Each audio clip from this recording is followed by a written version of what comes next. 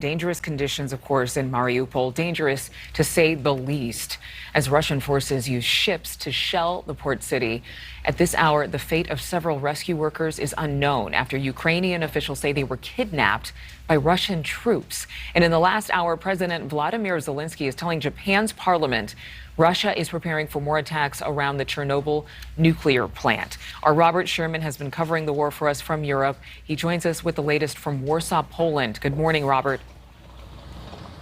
Good morning to you, Adrienne, and a busy day over here. Polish government officials have announced that they've identified 45 Russian intelligence officers who have been operating here in Poland under diplomatic status. They're working to immediately expel those agents, quoting a matter of national security. Over in Mariupol, the situation remains dire, especially with those 15 humanitarian workers being seized. It just adds to the complications in that port city. New overnight, American intelligence says Russian ships are now joining in the bombardment of Mariupol. Ukraine's President Volodymyr Zelenskyy says the city is being reduced to ashes. Mariupol has only known the worst of the fighting since the war began. This newly released video shows a strike on an industrial park, but it's unclear when it was taken. The city of nearly 450,000 people is dotted with blackened and blown-out buildings. Streets and sidewalks are littered with belongings, trash, and pieces of buildings. Russian strikes have hit civilian targets, like this hospital full of pregnant and nursing women, and this theater that was housing hundreds of civilians. Death and destruction has become the new norm for the 100,000 people still living in Mariupol.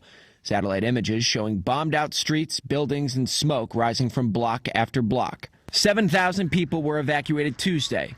But for those who remain, President Zelenskyy says they are under constant shelling, without food or water, and a blockade is preventing any relief from getting in.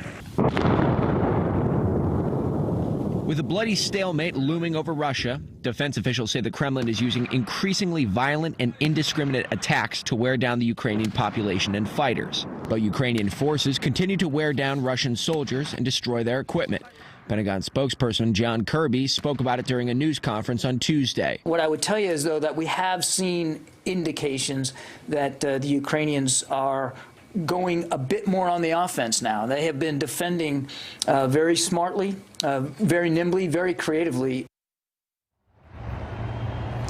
And senior defense officials here in the U.S. estimate that Russia's military capacity in Ukraine is down over 10%. They're citing heavy casualties that have been taken, but also logistical issues in moving supplies to the front. It's worth remembering, Adrienne, that tomorrow marks exactly 1 month since the invasion began.